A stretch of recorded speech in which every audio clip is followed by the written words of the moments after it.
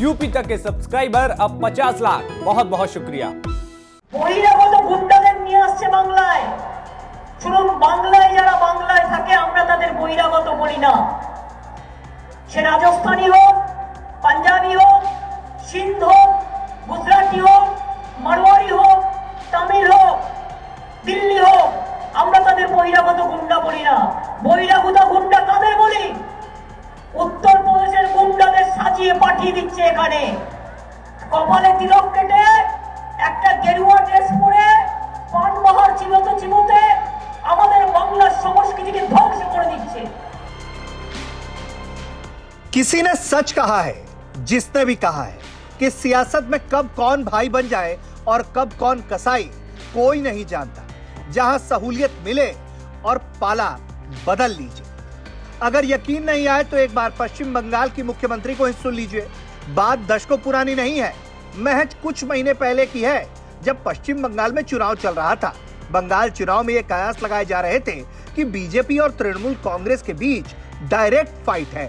चुनाव के दौरान दीदी अपना फ्रैक्चर्ड पैर लेकर जनसंवाद रैली कर रही थी, तो वहीं बीजेपी चुनाव में भगवा और भगवान राम को मुद्दा बनाकर तृणमूल को टक्कर देने में लगी थी।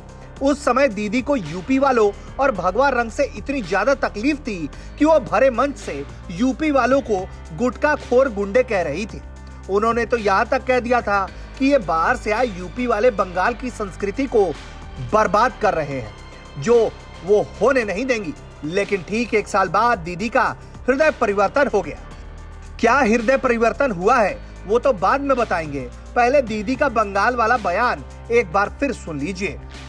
বহিরাগত গুন্ডাদের নিয়ে আসছে বাংলায়। শুনুন, বাংলায় যারা বাংলায় থাকে আমরা তাদের বহিরাগত বলি না। সে রাজস্থানী হোক, পাঞ্জাবি হোক, সিন্ধ হোক, গুজরাটি হোক, মারওয়ারি হোক, তামিল হোক, দিল্লি হোক, আমরা তাদের বহিরাগত গুন্ডা বলি না। বহিরাগত গুন্ডা কাদের বলি? উত্তরপ্রদেশের গুন্ডাদের সাজিয়ে পাঠিয়ে দিচ্ছে এখানে, কপালে তিলক কেটে একটা গেরুয়া ড্রেস পরে পান বাহার চিবোতে চিবোতে আমাদের বাংলার সংস্কৃতিকে ধ্বংস করে দিচ্ছে। तो सुन लिया आपने, दीदी की नजर में यूपी वाले क्या है? यूपी वाले गुटखा खोर, तिलकधारी, भगवा पहनने वाले गुंडे हैं। लेकिन यूपी चुनाव से ठीक पहले वही यूपी के लोग दीदी के लिए भाई बंधु हो गए। कसम से इसी को कहते हैं राजनीति।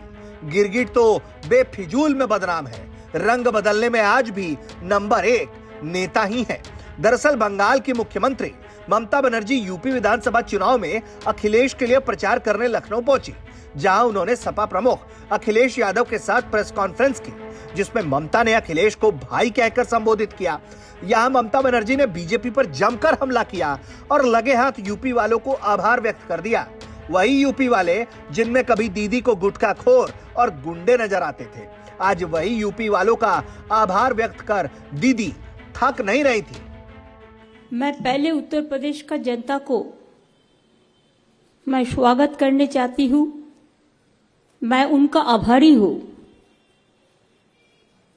मैं उनका शुक्रिया अदा करने चाहूंगी कि भाई अखिलेश ने मेरे को लखनऊ में बुला के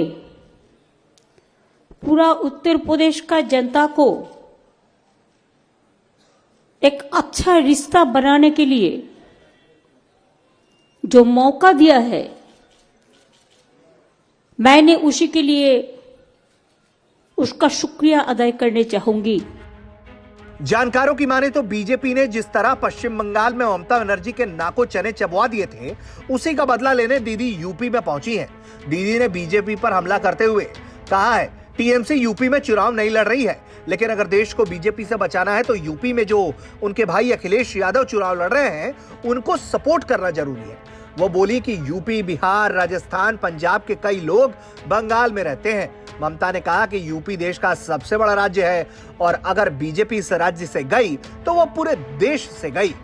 खैर, ममता के इस अपील से यूपी के लोग कितना प्रभावित होते हैं ये तो 10 मार्च को पता चल जाएगा, लेकिन फिलहाल तो दीदी अखिलेश यादव के लिए जमकर मेहनत कर रही हैं। ब्यूरो रिपोर्ट, यूपी तक।